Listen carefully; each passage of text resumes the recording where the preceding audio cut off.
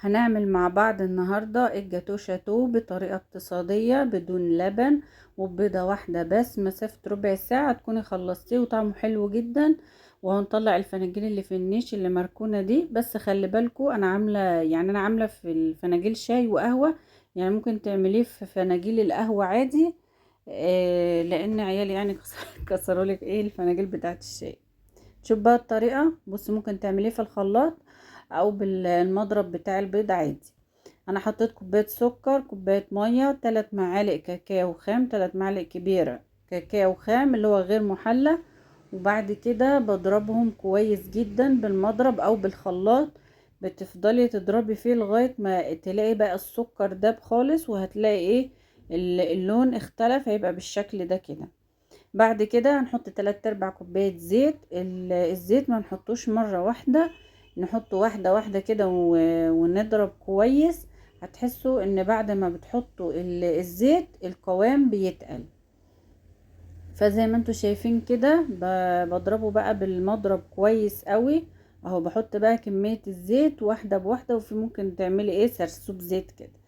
المهم انا ما حطيتش سرسوب، انا بقيت يعني بحط شويه بشويه واضربه كويس. بعد بقى ما خلصت الضرب كويس قوي، بشيل بقى من الكميه دي، بحط نص كوبايه بشيلها على جنب، عشان دي بعد ما بخلص بحطها على وش الكيك.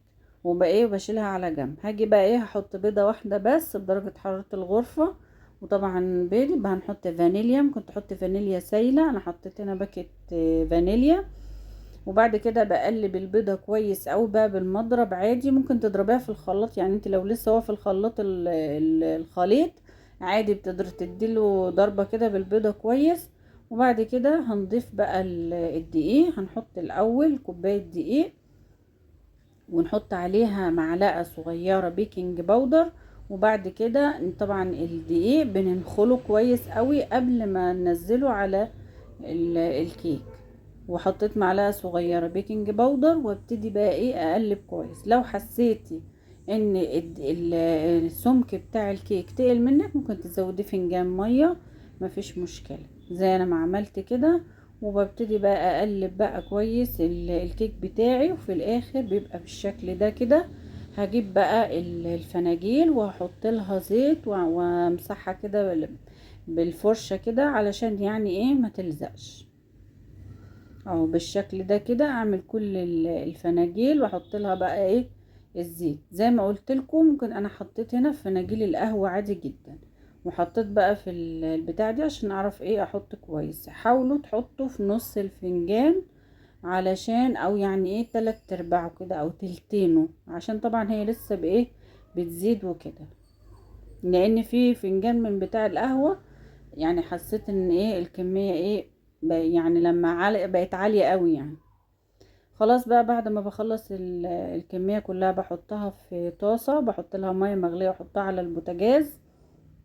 وبعد كده بجيب غطا واحط له فوطة من بتوع المطبخ واحطها، عشان ديت بتشرب البخار، ما تلاقيش الكيك مع زي معرقة كده، لا دي بقى بتشرب البخار. وبنسيبها حوالي كده ربع ساعة، ونبص عليها بخلة او اي حاجة كده ونشوفها استوت ولا لا.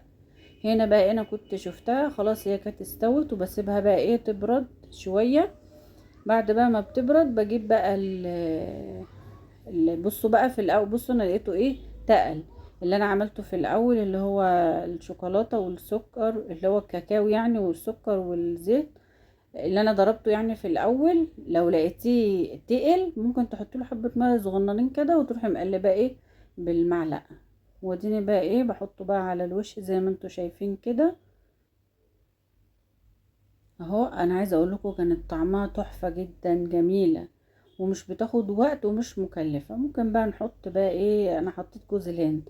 عايزين تحطوا مكسرات يعني اللي عندكم، مش عايزين تحطوا حاجه خالص ما فيش مشكله. هي طعمها حلو جدا وخفيفه، وما شاء الله يعني بالهنا والشفا اكلوها على طول. ان شاء الله اشوفكم في فيديو جديد، مع السلامه.